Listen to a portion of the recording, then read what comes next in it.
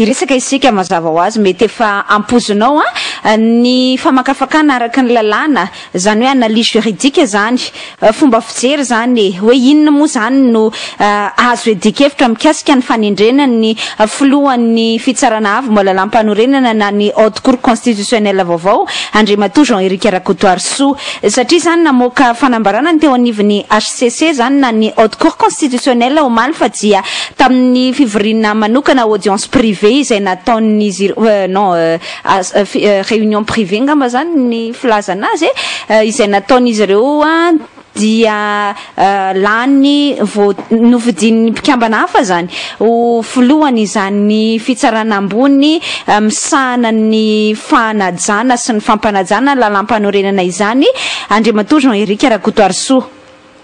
amin'ny ankapobeny moa dia azo edikevitra tsara izay fanendrena izay ary mamerina foana ny adevitritsika mikasika ny hoe ny fanjakana tan-dalàna na ny état de droit eto amin'ity firenena ity inona ny tena dikany raha ohatra ka ny rafitra faratapony tokony ampanajany zany lalam-panorenana izany no discutable na azo edikevitra tahakan'izany ny fomba fanao sy ny fomba entina zany sadasada mapiatra n'izay lalàna izay hoe tsika eto ny adevitra mikasika izay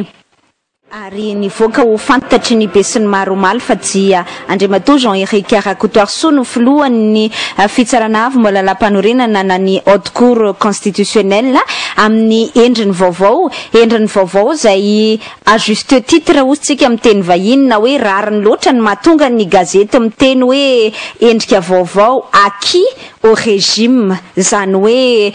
azon'ny fitondrana antoka fa voafehany eo anivon'ny fitondrana raha ny zavatra nisy tokoa aloha ary mbola mafisitsika ihany ny commentaire ny gazety samihafa tamin'ity androany ity de hoe sarotra tokoa ny tsy ino hoe nanao fanahinina ny fidy zany hoe ohatrany efa fantafantatra melo ihany zany rehefa naposipozina ihany tsisy de tena hoe surprise loatra ny na lany an'Andriamatoa Jean-Éric Rakotoarisoa zay voalaza fa candidat unique mpifidy candidat tokana zany latsaka tamin'ny fifidianana filohan'ny fitsarana avy malalam-panorenana io ary de nividin'ny mpikambana hafa rehetra moa zany araka ny voalazan'ny commentaire ny gazety sasatsasany androany de hoe tsy ho nandeha nanao karazana aventure ao anaty farangisosina mihitsy ny mpikambana hafa ka andeha anendrolona anankiray hafa izay mety sy mampofina am'le fitondram-panjakana en odeur de sainteté osintsika amin'ny teny vahiny fa naleondry zareo nanendry olona izay azoazo ny antoka fa mba mety akaiky ny le fitondrana mba azahoany le fitsarana avy malalam-panorenana ny faveur ny fitondrana misy ankehitriny io kosa aloha tsy hoe procès d'intention zany na eritreritra andeha atao hoe manidina fotsiny fa hitataratra kosa aloha hatreto fa tena niasa ho an'le fitondram-panjakana le fitsarana avy momba ny lalam-panorenana ary ny tena manahirana azy de hoe very tanteraka le crédibilité maha fitsarana faratampony tokony ampanjaka ny lalàna hoe izy ny rafitra voalohany raha misy rafitra tokony ampanajany zany lalàna zany eto ambonin'ity Madagasikara ity de tokony ny fitsarana avy malalam-panorenana kanefa dia ninina mihitsy zany hoe zay mapetipetiny fanjakana no orientation na fironana no raisiny le mpikambana atao anatin'ny fitsarana avy edikevitra izy io satria hatrany ampiandohana mihitsy na le fomba nananganana n'le haute cour constitutionnelle amin'ny ho endriny vaovao ankehitriny tarihan'Andriamatoa Jean-Éric Rakotoarisoa io azy dia manahirana aza donona fa ao anatin'ny lalam-panorenana anjininy fa 470 de mivaky tahaka inzao la haute cour constitutionnelle comprend 9 membres leur mandat est de 7 ans renouvelable zany hoe ny titsika tenenina ao anatin'izany dia mbola ny haute cour constitutionnelle ozy izy dia mpikambana anankisivina ao anatiny ary 7 taona tsy azo avozina ny mandana ny fepitoam-piasany 3 des membres sont nommés par le président de la République. 2 sont élus par l'Assemblée nationale. 2 par le Sénat. 2 sont élus par le Conseil supérieur de la magistrature. Le président de la Haute Cour constitutionnelle est élu et parmi les membres de la dite Cour. telo izy ao anatin'le mpikambana tendreniny filohan'ny republika, roa tendreniny antemidera-pirenena, roa tendreniny sena, roa tendreniny filan-kevitra amboniny fitsarana, ary ireo ny filohany izay fitsarana avy mbola lampanorenana izay hoy izy ny lalampanorenana ao amin'ny andininy faefatra amby folo amby zato dia fidina ao amin'ireo samy mpikambana ireo, ary mpikambana ihany no mifidy azy par et parmi les membres de la dite cour. Dia rehefa vita moa zany zay dia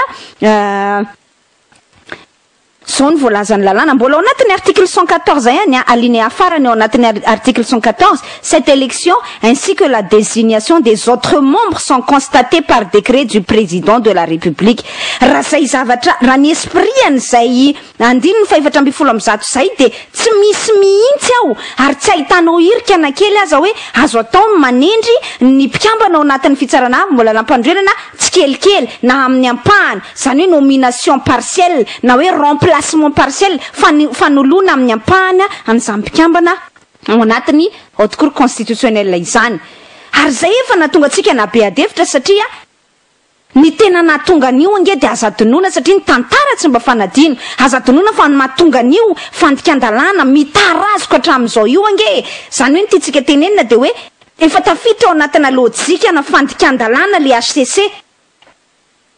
de cercle vicieux io. Mialatsiny amin'le fomba fiteny azy zao raha dika amin'ny teny malagasy de hoe faribolana vetavety io de tsy azo elana intsony amin'ny cercle vicieux azy fa mitohitohy de tsy tafalao intsony zany le mpikambana ao anatin'ny HCC sy ny fanjakana, fa tsy maintsy isaka ny andray fanapahan-kevitra momba n'io HCC io de fa tsy maintsy en dehors na cadre légal daholo, zany hoe ivelana fanarahan-dalàna daholo, satria ny fototry le olana de ity nanahirana n'Andriamatoa Hery Rajaonarymampianina ny andininy faefatra amby dimapolo tao anatin'ny lalampanorenana, de mbola fitsarana avy mbola lalampanorenana tamin'ny firafiny teo alohany izy teo izay marihana tsara, fa raha ny lalàna kosa aloha de mametraka mazava hoe mandra-pipetraky ny mpikambana vaovao anatin'ny fitsarana avy mbola lalampanorenana de manohy ny asany ireo fitsarana avy mbola lampanorenana tamin'ny andro ny teteza mita. Zay mihitsy ny ao anatin'ny disposition transitoire ny constitution, zany hoe nytitsika tenenina amin'izay de ara-dalàna tsara ny fipetrahan'ilay haute cour constitutionnelle teo aloha teo, na de efa nilazaina aza hoe efa ny expiré mandandreo, fa tapitra mandandreo de aza donoina fa noho ny constitution vaovao napetraka tao anatin'ny ty république faefatra zay voalaza fa mifehatsika amin'izao fotoana izao ity, de lasa rafitra anisan'ny ataontsika zany hoe institution ao anatin'ny rafim-panjakana transitoire na miampita makaty amin'le 4e république mandra-pipetraky ny mpikambana vaovao anatin'ny HCC, ilay HCC teo aloha tao anatin'ny fitondrana teteza mihitsy, tsy azonao lazaina mihitsy zany hoe caduc iny, non tsy caduc mihitsy iny satria ity lalampanorenana ankehitriny manan-kery lanitsika tamin'ny novembre 2010 ty nanomboka nanan-kery tamin'ny décembre 2010 ty, ity no mifehany zay filazana izay hoe ny haute cour constitutionnelle de mipetraka eo amin'ny toerany mandra-pisolo ny rafitra vaovao, ary io fisoloany rafitra vaovao io tsisy hoe apetraka aloha ny ampahany de apetraka indray ny ampahany de apetraka indray ny ampahany, ary natonga antsika nameadevitra zay hoe tsy misy mihitsy disposition anatin'io lalampanorenana io andininy na tokona na ina moa zany akoatrany hoe andininy sy tokona chapitre sy ny sisa zany tsy misy ao anatin'io lalampanorenana io milaza hoe azo atao ny manendry ny mpikambana ao anatin'ny HCC ka tendrena amin'ny ampahany. Ny mahatonga atsika hiteny an'izany de ity, tsy hoe ny mahatonga atsika hiteny an'izany fa anohanatsika n'izay argument etsika izay de ity ohatra anankiray ity. Aza donoina fa tamin'ny andro ny amiral Didier Ratsiraka tamin'ny 1 fa zao tsy afaka mihitsy ny amiral Didier Ratsiraka mipetraka teo amin'io toeran'io notombiasa amin'ny professeur Zafy Albert nanolo mpikambana tao anatin'ny HCC satria mbola tsy nisy ny sena mbola nitarazorazoka teo taty amin'ny taona 20 zany hoe fa pratiquement 10 ans après folo taona taty aoriana vao nipetraka ny sena ny androm-panjakana ny antemnerandy olona zany. Zay ny amiral Ratsiraka vao nasana nendry ny mpikambana ao anatin'ny HCC. Ny amiral Ratsiraka aza donoina fa maranitra ary mahay lalàna ny amiral Ratsiraka. Ny amiral Ratsiraka zany tsy ho nanao karazana adisoana bevava tahaka izao satria mandika ny lalampanorenana hoe andeha hanendry mpikambana amin'ny ampahany ao anatin'ny fitsarana avy mbola lalampanorenana io. azo ny amiral Ratsiraka natao ange ianao ve de mieritreritra ny afetsena sy ny ataontsika hoe faharanitany zany amiral Ratsiraka zany de raha ohatra ka azo nampiasaina le fitsarana avy malala-panorenana ny servir azy teo amin'izay fitantanany ny firenena izay amin'ny lafiny politika ny tiantsika teneny de ahoana ny amiral Ratsiraka ny tsy ho afaka nanolo ny mpikambana ao anatiny zany fitsara avy malala-panorenana izany fitsarana avy malala-panorenana izany nanomboka tamin'ny 92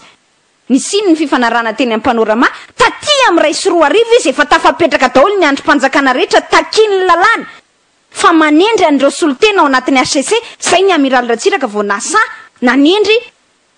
any HCC vaovao le inona be adevitra iny nahoana ny HCC ny manao investiture ao anoloan'ny filohan'ny République ohatrany tsy nazava ny fanendrena mpikambana tao anatin'ny CSM any ka noravainy chambre administrative le fanendrena ny HCC tamin'izay fotoana izay tantara izany ary tokony andraisana lesona zay le itenenantsika manko hoe tsy azo ny saina eritreretina mihitsiny hoe misy ampahana mpikambana izany ao anatin'ny HCC de tendrena aloha de amin'ny alalan'izay tsy ara-dalàna izay daholo miasa eo anivo le haute cour constitutionnelle ary azagaga isika na tamin'ny andro ny professeur Zafy Albert ihany koa azy azo ny professeur Zafy Albert natao mihitsy nanolo mpikambana ao anatin'ny HCC fa tsy nanolo izy satria tsy mbola nisy le Sénat ny teneniko anareo de zay zany vao hoe 2001 vao feno le Sénat de rehefa feno le Sénat nanendry an'izay mpikambana ao anatin'ny HCC zay ihany ny amiral Ratsiraka de zao zay manko anaovantsika fampitahana amin'ny zavatra misy amin'izao fotoana izao hoe mba farafaratsiny un homme averti en vaut deux ozy ny fitenenana zay rehefa mba ampahafantariny ty fitondram-panjakana ity mahalala izy zany zay en connaissance de cause izy zany zay ho tenenitsika hoe azadinoana fa ny fototry ny crise la veille ny élection tamin'ny taona ray sy roa arivo roa sy roa arivo ane de io fitsarana avy malala-panorenana io e izany hoe nahita fay ny juriste tamin'izany fotoana izany hoe le fitsara avy le HCC le haute cour constitutionnelle kay nisy vice de forme nisy tsy fetezana tamin'ny endrika nanendrena nireo mpikambana de nataken'ny olona nitoriany olona teo anivon'ny chambre administrative iny ny brèche ny dira ny pomba ny Marc Ravalomanana zay ny juriste ihany koa Norbert Ratsirahona nisy nitarika tamin'izany nampiongana ny Didier Ratsiraka azadinoana zany tantara izany ary tena namitsora ny Didier Ratsiraka ny fahefana teo ampelantanany mihitsy na de nieritreritra azy Didier Ratsiraka fa tena armure mihitsy na tena hoe faran'izay matanjaka mifono vy mihitsy ny fiarovana azy tamin'izany fotoana izany nanao fianianana teo anatrehany mpitsara avy tao anatin'ny haute cour constitutionnelle zany hoe tena ohatrany hoe aky aminy ary voafehany tanteraka mitovy amin'izao zava-misy ohatrany hoe aky amin'ny herinadrona ary mampiana tanteraka ny haute cour constitutionnelle ary voafehany fa nahitany olona fay juridika kely zay le vice de forme hoe mpikambana ny fanendrena teo anivon'ny CSM tsy de normal loatra Conseil supérieur de la magistrature en CSM flankevitra ambony ny mpitsara iny nentina nandravana azy azadinoana fa zany ange tena exploit zany magistrat juriste antsoina hoe Jean-Michel Rasolonjatovo e fantatsika ane zany zavatra tsy mihery fa tao anatin'ny tantara ary nampiavaka an'izany Jean-Michel Rasolonjatovo za mihitsy ny exploit hitany iny hoe andao toriny eo anatrehan'ny chambre administrative le HCC fa nisy vice de forme no ravainy chambre administrative le HCC tamin'ny 2001 zany fa azadinoana 2001-2002 niteraka crise nandritra ny valo volana teto amin'ity firenena ity niteraka fahafatesana olona satria le fandikan-dalàna ny fototry zay de mitovy tsisy valaka amin'izay ny zava-misy amin'izao fotoana izao zay mahatonga amin'ny tenan'ireo ny tantara tsy fanadina voalohany aloha le Sénat mbola tsy tafapetraka vakiko aminareo tao ny andinin-dalàna ao anatin'ny lalam-panorenana ny andininy faefatra amby folo amby zato milaza manao hoe roa ao anatin'ny mpikambana amin'ny fitsarana avy lalam-panorenana ane ka ny Sénat na ny antemy eran-doolona manendry azy tsy mbola mipetraka ny Sénat fa efa misy HCC tendrena tsikelikely tendrena aloha ny telo avy amin'ny filohan'ny République de ny ambiny eo mbola eo ihany fa miala aloha le telo de tendrena indray aloha le roa tamin'ny antemin'ny era-pirenena de miala tsikelikely zany le nsoloana de nitendrena indray le roa tamin'ny Conseil supérieur de la magistrature vao niaraka nanao prestation de serment na fianianana tsy ely reo asitsika adevitra teto de misy fanendrena tsikelikely zany zay efa na zay le hoe fanendrena tsikelikely remplacement et nomination partielle zay azy de fa azo edikevy faharoa ny mbola tsy fisian'ny Sénat na ny antemneran-doolona afaka manendry ny solitenany ao anatin'le HCC de efa azo edikevitra faharoa fahatelo zany de le nitenentsika teo hoe azadinoana fa mbola pendante eo anatrehan'ny Conseil d'État io resaka fanendrena amin'ny solitena tao anatin'ny Conseil supérieur de la magistrature io ary mbola andriamatoa Jean-Michel Rasolonjatoviany no tompony zany démarche izany zay le tenentsika hoe miverina mihitsy le tantara andriamatoa Jean-Michel Rasolonjatovo ny tompony le démarche manao hoe tsara dalàna nanendrenan'ireo solitena anankiroa tao anatin'ny Conseil supérieur de la magistrature nalefa ao anatin'ny HCC reo de ahoana moa zany ny eritreretana hoe le raharaza mbola pendante eny anivon'ny tribunal mbola andrasana zany ny fitsaran'ny tribunal an'izay ao anivon'ny Conseil d'État kanefa gaga ny tena tonga de nanao fianianana hiditra amin'ny asany ireo mpiambana ao anatin'ny CSM fandikan-dalàna fahatelo azontsika edikevitra hoe aiza le hoe état de droit fa ohatra ny état de non droit aloha ny tena misy raha mbola izao hitantsika izao aina azonareo tsara manao parallèle am'le hoe zavatra nitantaraiko tany amin'ny 2001-2002 sy ny zavatra misy amin'izao fotoana izao ny afara tamin'ny fianjerany Amirandratsiraka mety hiteny ngamba mpitondra amin'izao fotoana izao ka zao ange tsisy fifidianany fa ny tena tenenina de hoe le inona mba tsy teneniko hoe similitude le fitoviana zany fitovitovizan-javatra tamin'ny 2001 sy zao antsika amin'ny teny zao de mampametra-panontaniana hoe niteraka Kristy eto amin'ny firenena zany tamin'izany fotoana izany ka mba mandray lesona zany mpitondra fanjakana ankehitriny hoe hoentinaiza le firenena ampiterahana krizy vaovao ve ty fitsarana avy malalam-panorenana ity de nitendrena le filohan'ny fitsarana avy malalam-panorenana en la personne de Jean-Éric Arakotoarso taiza teto ambonin'ny tany efa nahita ve nareo na ny repoblika faran'izay bananiera indrindra eto ambonin'ny tany azy tsy haiko aloha ny tany amin'ny firenena faran'izay hoe mbola tena any anatin'ny ambany rafikazo aty Afrika aty hoe tena mbola firenena tsy mahalala an'izany hoe fanajana lalàna izany fa mbola tsy de tena eny loatra hoe notendrena amin'ny ampahany mpikambana ao anatina koro anankiray anatina rafi-pitsarana anankiray ary rehefa aveo de manendry président nefa le mpikambana ao anatiny mbola tsy feno zao ange le esprit nitondranany le hoe manana solitena ny filohan'ny repoblika manana solitena ny Assemblée nationale manana solitena ny Sénat manana solitena ny Conseil supérieur de la magistrature ny esprit na ny toe-tsaina nitondranan'izay de tsotra fotsiny ihany mazavoazy moa zany filohan'ny repoblika amin'ny maha hoe filoha faratampony fitsarana azy ary indrindraindrindra ihany koa izy zany ny tena miincarné an'le hoe solitenam-bahoaka satria voafity tamin'ny alalan'ny suffrage universel direct izy voafity tamin'ny alalan'ny fifidianana nandraisany be sy ny maro anjara de nititsika tenenina ao anatin'izay de hoe manana droit manendry anankitelo zany ny filohan'ny repoblika le anankiroa avy amin'ny antemneram-pirenena de mbola izay ihany hoe mba misolitena n'ireo institution rehetra manerana ny Madagasikara misy eto amin'ny tany sy ny fanjakana zany le mpikambana ao anatin'ny HCC normal be zany raha ny Assemblée nationale manendry ihany koa satria solitenam-bahoaka io ary androm-panjakana ihany koa ohatran'izay ny Sénat ny aza-donoina fa raha ny antemneram-pirenena misolitena mivantana ny vahoaka zay ny maha hoe suffrage universel direct ihany koa mitovy lanja amin'ny filohan'ny repoblika le solombavam-bahoaka eo anivony antemneram-pirenena ny Sénat kosa indray de misolitena ny ataontsika hoe collectivité territoriale décentralisée vondrom-bahoaka itsinjara-pahefana zay hoe tokony mba manana feo ihany koa zany ao anatiny zany rafi-pitsarana faratapony eto amin'ny firenena izany zay le esprit nametrahany constitution na ny mpanao lalàna nandrafitra ny lalam-panorenana an'izay le hoe ahoana moa no solitena izavy no afaka manendry solitena ao anatin'le HCC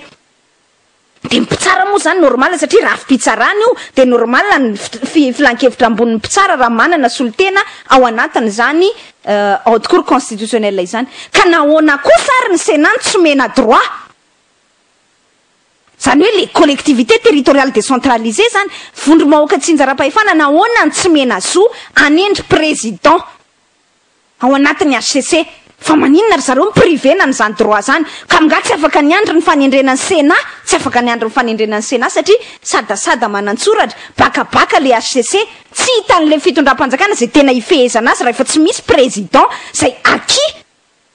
na de miteny aza moa Andriamatoa Jean-Éric Rakotoarso hiasa en toute indépendance sarotra ihany no mino an'izany araka ny voalazan'ny gazety androany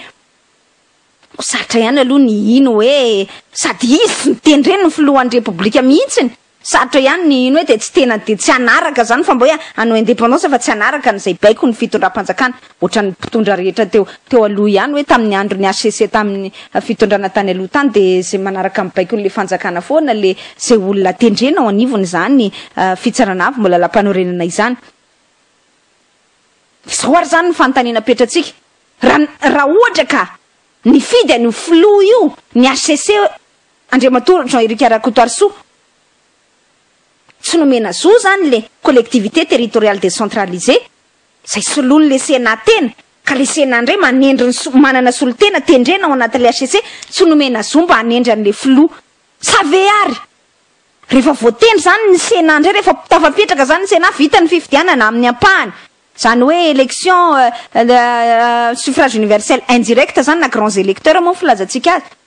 de hoe andeha anendry flou vaovao ndray zany ifidy flou vaovao ndray zany le mpikambana sivy le mpikambana feno amin'izay fotoana izay feno sivy de Andriamatoa Jean-Éric Rakotoarso ve amin'ny fahaizany lalàna io de manaiky ho tendrena mpikambana partiellement constitué zany hoe tendren'le rafitra partiellement constitué fa mbola tsy feno tanteraka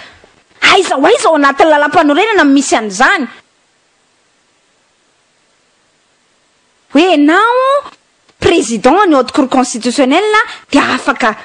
tendrena azo tendrena na de mbola tsy feno azy zany le mpikambana izay mandrafitra n'izany haute cour constitutionnelle izany fandikan-dalàna zany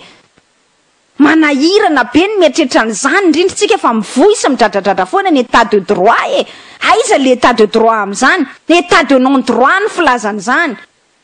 satria ny lalam-panorenana article 114 de mazava toy ny tafika andefa tanàna noir et blanc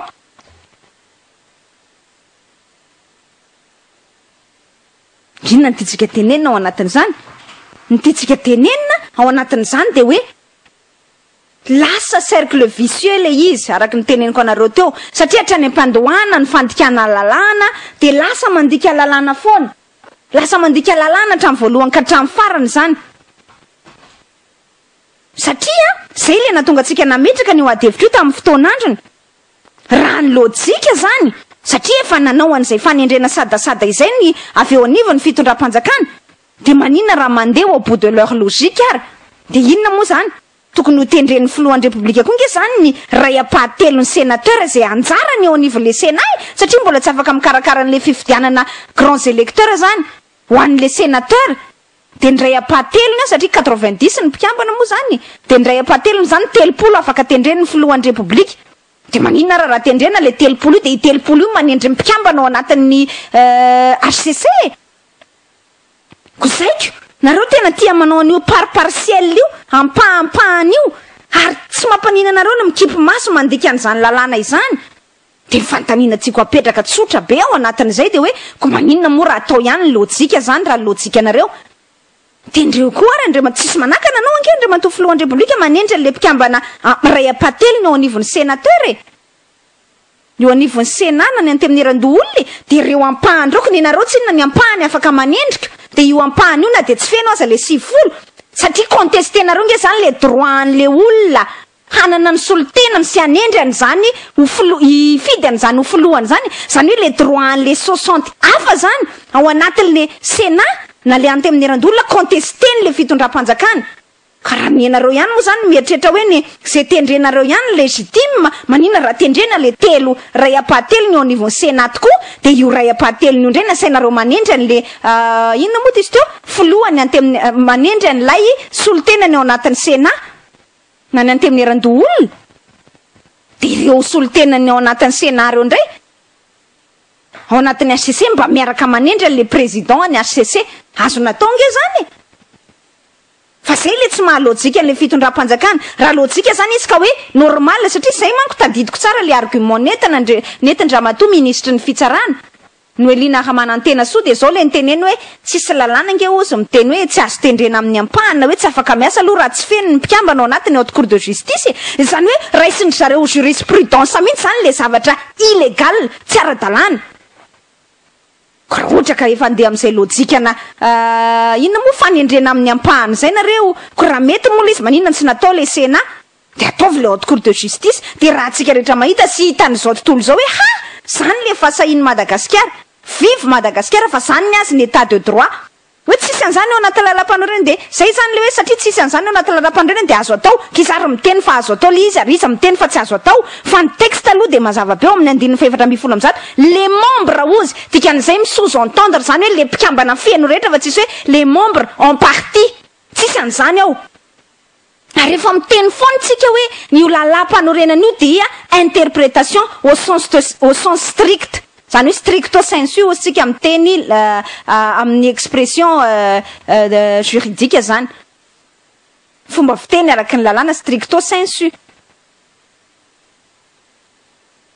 de inona asoanao anatin'izay fanazavantsika izay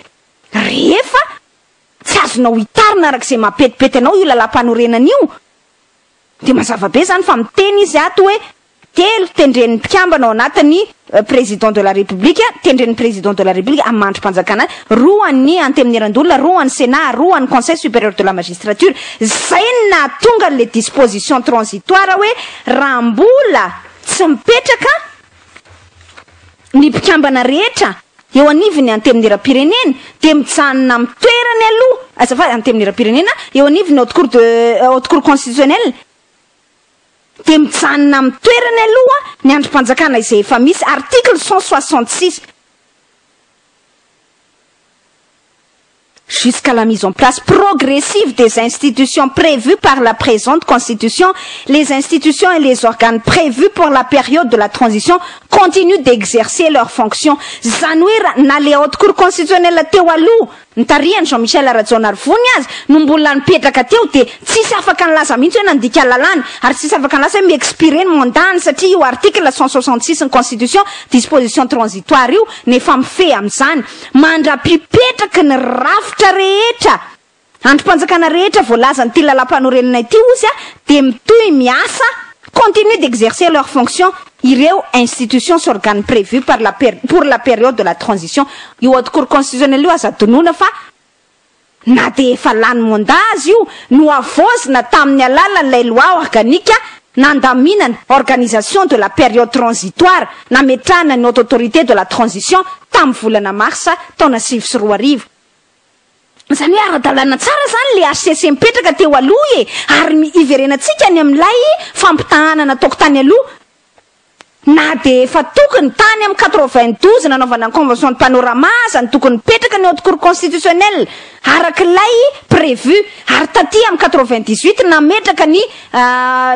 constitution vaovao vondromahoaka itsinjara-pahefana tsy hoe vondromahoaka itsinjara-pahefana fa province autonome faritany mizakateny ny amiralatsiraka ary nisy Sénat tamin'izany fotoana zany tamin'ny 2001 vao mipetraka le Sénat voalaza fa rafitra voasolotena ao anatin'ny HCC de tamin'ny 2001 vao nisy nanendry ny HCC nisy folo taona zany teo banga le HCC araky ny endriny tokony takiny lalam-panorenana fa tsy nampanina izany fa niasa izy satria mitovy amin'ilay tranga ny teneniko anareo teo hoe petraka amin'ny toerany teo alolo mandra-paharadalàna ny fahafahana manendry ny mpikambana vaovao ka ny antsika ty tena mbola tsy feno mihitsy ny fepetra satria tsy mbola misy ny Sénat de raha ny fahendrena zany ka lay esprit na ny toe-tsaina ny itondrana lalam-panorenana ny raisina de tokony lay président ny HCC teo aloha miaraka amin'ny mpikambana teo aloha ihany no mipetraka teo mandrapisy ny fanendrena feno tonga de nomination en une seule fois satria ny adevitra nge zany zao de zao hoe notendrena ry Jean-Éric Rakotarsosy le olona roa hafa avy amin'ny filohan'ny république tany amin'ny volana avril tany angambany tany amin'ny volana fin mars avril tany satria tao le nisy adevitra be momba ny article 54 ny constitution de fantanina mipetraka de ny azy zany nanomboka tamin'io mars avril io mandany ny Jean-Éric Rakotarsosy le mpikambana telo nitendreny filohan'ny république de voangekangana to tsy haiko tany amin'ny 3 semaines tanoany angamba na 2 semaines passées zay 2 herinandro tanoany angamba zay raha tsy diso avy vao nanao fianianana le solitena tao anivony anteminiram-pirenena sy ny conseil supérieur de la magistrature de nanomboka tamin'ny ty volana octobre ty ndray zany mondandry zareo zany hoe ao zany misy mandat hoe tapitra mondandry Jean-Éric Rakotorsoa rehefa afaka 7 taona miainga amin'ny volana mars avril tsy tadidiko tsara fin mars angamba izy nanendrena azy iny satria teo le nisy an'le non na mois de mars satria tadidiko nisy an'le débat be mivoaka aloha ny hevitry ny HCC version 1 indray tamin'ny volana février zay manakaiky an'le voalaza lalam-pandroana zay ny interprétation le lalam-pandroana article 54 tsy azoazo ny Rajonary Mampianina de lasa nisoloana le HCC de natao zao de nanao gymnastique teo de nitendrena Jean-Éric Rakotorsoa de lasa niova le version nandikana le article 54 le lalam-panorenana mampiome be nge le izy tena mampiome be de inona tytsika tenenina amizay tytsika tenenina de tsotra be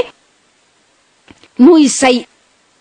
ampody isy toeran'Andriamatoa Rajonary Mampianina niainga tany amin'ny article 54 izay no mahatonga n'izao fitarazoana sy fifanesesena tsy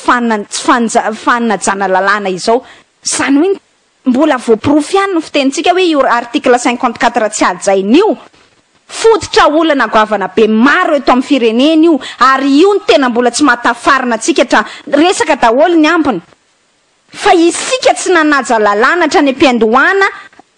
efa niteneniko anareo zany lalana mikotana makany amin'ny dictature zany lalana mikotana makany amin'ny fahaverezany le firenena izany tsy fanajana lalàna izany zay io iainantsika amin'izao fotoana zao de azagaga raha isy chaque fois misy resaka momba ny haute cour constitutionnelle de fa tsy fanarahan-dalàna izay fitendrena amin'ny filoha de za koa misy filoha tendrena mpikambana fito zany de mpikambana anankiroa mbola tsy feno de fa tendrena amin'ny filoha de aiza koa ny misy hoe ny sasany mandat tapitra mois de dans 7 ans fa mois de février de na mois de mars de ny sasany ndray dans 7 ans ihany fa tia mois d'octobre de ny Sénat zany dans 7 ans fa mety mbola ohatra hoe amin'ny heritaona mihitsy vao mipetraka ny Sénat ohatra de mbola miampy taona ray zany amin'le mandat ny hafa de ahoana ny dikan'izany de manomboka zao zany eto amin'ity firenena ity de tsy miara soloana mpikambana ao anatin'ny androm-panjakana anankiray fa soloana amin'ny ampahany de raha zay ny lojika de azo atao koa nge zany hoe manendry mpikambana ao anatin'ny anteminiram-pirenena sasatsasany de tendrena amin'ny ampahany de azo atao daholo zany zao manendry amin'ny ampahany mpikambana ny anatin'ireny androm-panjakana isan-karazany reny de zay le mahatonga atsika amin'ny teny kinona moa tsy hanendreny filohan'ny repoblika mpikambana ny ray apately no anatin'ny Sénat de ohatran'izay ihany koa tendreo avy hatrany zay azo tendrena ao anatin'le haute cour de justice araky ny efa natsitiky ny ministry ny fitsarana efa samy manao an'izany ihany efa lojika sy nataonareo mety ary nataonareo jurisprudence ihany zany de ataovy hatramin'ny farany fa zay nge mbola naporofona le contradiction an'ny fanjakana menatra ihany izy manko raha hoe de andeha hanendry Sénat amin'ny ampahany botolo be zao fotsiny ny filohan'ny repoblika de tsy manao fa misy zany mety mahamenatra ve de misy tsy mahamenatra alefaso ny lojika anareo hatramin'ny farany raha ohatra raisina amin'izay adefitra izay fa ny any tena tiako apetraka foana de hoe Andriamatoa Jean-Éric Rakotorsoa manaiky an'izany trangan-javatra rehetra tena discutable tena azo edikevitra feno zany hoe maninona no ekena tamina tsy ara-dalàna ohatrany de efa nanaiky moa hatramin'ny voalohany de tsy maintsy manaiky hatramin'ny farany fa io de faribolana vetavetana cercle vicieux hoy de azagaga raha mbola ho avy ndray fanendrena ny Sénat de mbola même discussion ihany no azotsika verina amin'izay fotoana izay